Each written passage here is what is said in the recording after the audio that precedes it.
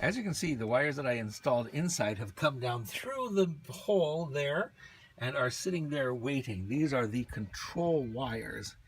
And these wires, which I have already identified that the yellow one is the hot wire, is the one that provides power, 12-volt power, to the magic box here. So here we have the 12-volt hot wire, ground wire, and these two wires, which can be connected in any configuration to the green and the yellow wires that I have there. So the next step, of course, is going to be installation of a couple of pipe elbows. These pipe elbows are going to go on the back of the unit, and these are for connecting the hot and the cold water hoses. So that's my next step, and we're going to find out what happens after that. The next step is furring in the hole. The hole is rather larger than a hole that we need, so they advise us to put a brace in. I have a piece of 2x2 with some angle brackets there. I just tried it, and lo and behold, the heater fits in the hole. So now it's down to making the connections and buttoning everything up. I'm looking forward to it. How about you? All right, our adventure continues. As you know, here is the new gizmo, and on the back of the gizmo we have made some 1/2-inch elbow connections. We have also connected the gas, and we have connected both the power and the control wires. So we're about to slide this thing in and connect the water and turn it on. I'm excited. How about you? More excitement at every turn of the way. There is the back of the new unit. Here are the water pipes, which I will be connecting to the new unit. Stand by. I connected the water. I connected the power. I connected the propane. I turned it on. I heard a beep. Apparently, we can get 115-degree water. It was making a hissing sound, but the hissing sound has stopped. I still have to check for leaks and button it up, but we're going to try turning on the water, and theoretically, we should get hot water. You want me to try it in here? I'm going to try it in here, y'all. Oh, it's burning.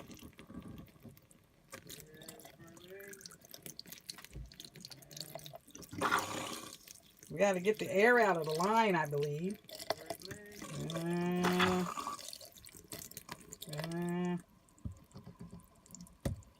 Pressure's low. Oh, okay. Wait a minute. Wait. Oh, it's getting warm, getting warm. Woo. There we go. That's what I'm talking about. But I've got hot water. Well, it's warm. It's not so hot I can't put my hand under. It's just warm. But the pressure is off. There's hardly no pressure. Oh, that's getting warm. Oh, that's warm. Oh, there's a warmness there. Okay, so we got to figure out how come there's not very much pressure. Oh, maybe it's because I got hot. I got low. Maybe because he's running in any other room. In the meanwhile, just to show you, he decided to go ahead and change our shower head. See that? Yay, a thing of beauty. Okay, I'm going to go outside and carry on. And we didn't know how long the water was going to be off, so I filled up some tubs with some water just so I'd be able to function while he was out there doing that. So, let me check the pressure in here since he turned that off. See, it's still a little bit low to me. But it could just be air in the line. We'll see. He's going outside to finish connecting things, and I can't wait to use that. All right, ladies and gentlemen, boys and girls of all ages, welcome back. We got it installed. We turned the water on. The water was leaking. We got the leak solved. It was turning itself on and then turning itself off again. I traced the problem to a kinked gas line providing uneven gas flow, and now I believe we've got that issue sorted. I'm putting in the final few screws to hold it in its enclosure, and then we will be dressing it out. I'll get back to you. When this heater came in its box, they were kind enough to include some foam packing. I've made use of some of this foam packing to close out the open space. Now, it's going to be a matter of trimming, and I am going to use the original fascia. I'm going to take a Dremel tool and cut that fascia off and install it back on the panel so that we'll have a closeout panel. It might take me a little while, so stand by. Hey, well, thank you, Jesus, for Dremel tools. If you've never used a Dremel, it's a high-speed grinder mow, fixer mow, chopper mow thing. And I've chopped the trim off from around the old unit, and I'm in the process of installing it onto the new unit. I trim it to make sure that it fits, that goes where we want it to go, and then I apply the mastic tape to seal it both to here and to the body of the coach. So I'm in the process of doing that, and I'll let you know how it goes.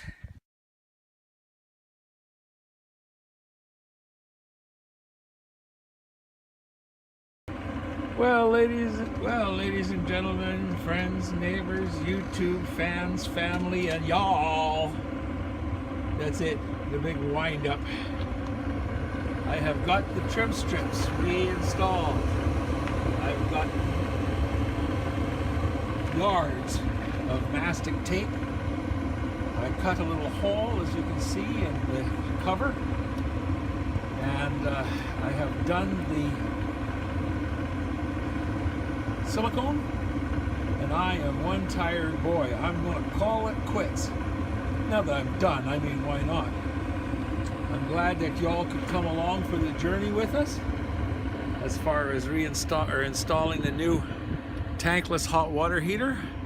And let me tell you, while I'm doing the last of the things, putting the last of the things together, and the Trippin' Sister kicks on both the furnace and the hot water heater at the same time. Whoa! That's a blast of propane. Anyway, it's hot water coming out the tap, which there wasn't none before, and I'm busy cleaning up the last of my mess. Thanks for coming along, and remember, above all, and in all you do, keep tripping.